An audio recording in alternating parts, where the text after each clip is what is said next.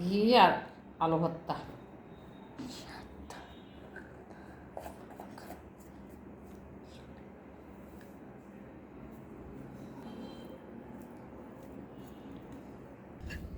ঘি দিয়ে লবণ দিয়ে আস্তে করে ভাত না খায়, তারপরে যে আলু ভাতটা নিতে হবে, আলু ভাতটা দেবার না খাইতে হবে।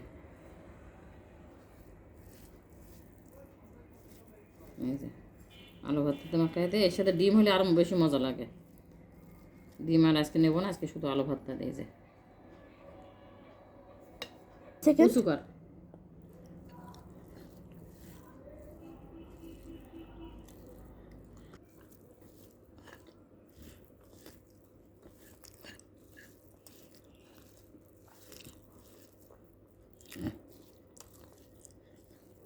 আলু ভাত সমানই কথা।